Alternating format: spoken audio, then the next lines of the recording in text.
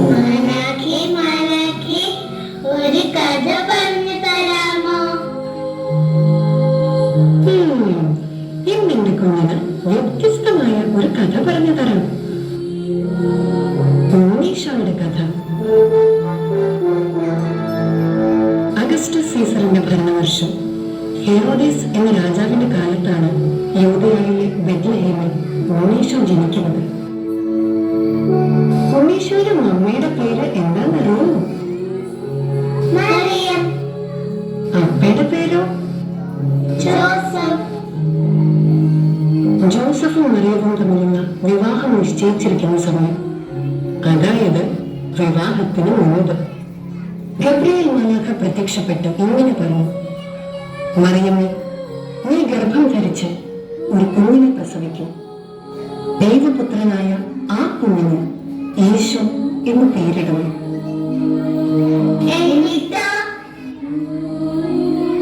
എന്നും ദൈവത്തിന്റെ ഇഷ്ടം മാത്രം ആഗ്രഹിച്ച അമ്മ പറഞ്ഞു: ഇതാ കർത്താവിന്റെ ദാസൻ, നിന്റെ വചനം പോലെ എന്നെ നിറവേറട്ടെ. അങ്ങനെ ഏതാനും നാളുകൾക്ക് ശേഷം നസ്രത്തിൽ നിന്നും യൂദയായിലെ ബെത്ലഹേമിലേക്ക് അവർ ഒരു യാത്ര നടത്തി. അഗസ്റ്റസ് സീസറിന്റെ കൽപ്പന പ്രകാരം ജനസംഖ്യയിൽ പേര് ചേർക്കണം. ആ യാത്രയിൽ മാതാവിന് പ്രസവ സമയമായി. എന്ത് ചെയ്യും? അവർ സത്രത്തിൽ സ്ഥലം അന്വേഷിച്ചു, കിട്ടിയില്ല. മറ്റു ഭവനങ്ങളിൽ അന്വേഷിച്ചു, കിട്ടിയില്ല. അവസാനം അവരൊരു പുൽത്തൊഴുത്തിലെത്തി. എന്നിട്ട്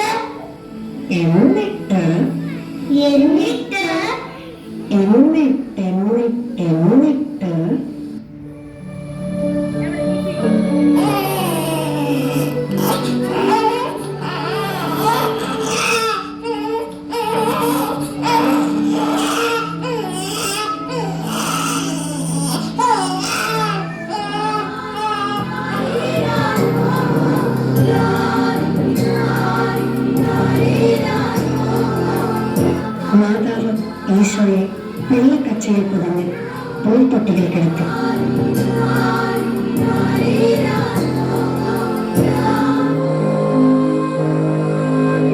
ആ പ്രദേശത്തെ വയലുകളിൽ ആടുകളെ രാത്രി കാത്തുകൊണ്ടിരുന്ന ഇടയന്മാരുണ്ടായിരുന്നു.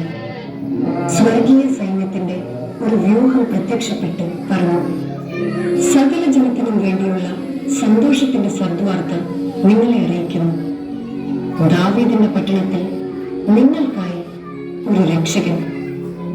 സകല ജനത്തിനും വേണ്ടിയുള്ള സന്തോഷത്തിന്റെ സദ്വാർത്ത നിങ്ങളെ അറിയിക്കുന്നു.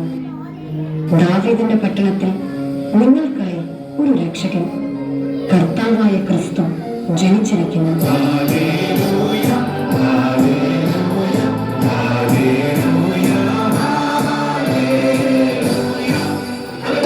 അവരാണ് ഉണ്ണീശോയെ ആദ്യം കണ്ടത്.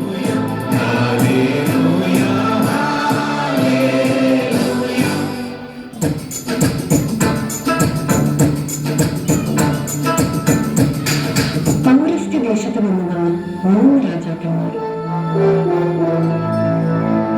അവരും ഉണ്ണിയെ തേടി ജെറുസലേമിലെത്തി. കിഴക്ക് അവർ കണ്ട ആ നക്ഷത്രം, അത് അവർക്ക് മുന്നിൽ നീങ്ങിക്കൊണ്ടിരുന്നു. അത് ഉണ്ണി കിടക്കുന്ന സ്ഥലത്തിന്റെ മുകളിൽ വന്നു നിന്നു. അവർ കുമ്പിട്ട് ആരാധിക്കുകയും പൊന്ന്, നീറ, കുന്തിരിക്കം എന്നിവ കാഴ്ചയർപ്പിക്കുകയും ചെയ്തു.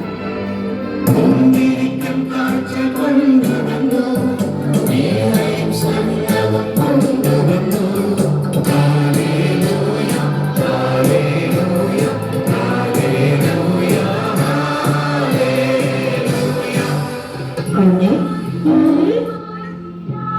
സന്മനസ്സുള്ളവരിലാണ് ഈശോ വരുന്നത്. നല്ല മനസ്സുണ്ടാവട്ടെ എന്റെ കുഞ്ഞിന്. എന്തെന്നാൽ സന്മനസ്സുള്ളവർക്കാണ് സമാധാനം.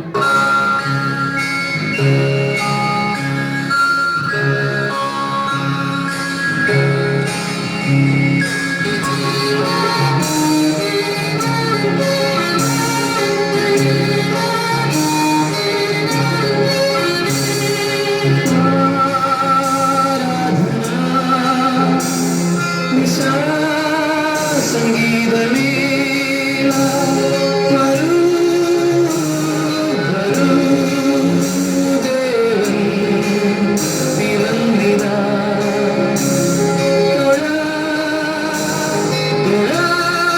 തുഴാനാഥൻ പിറന്നിതാ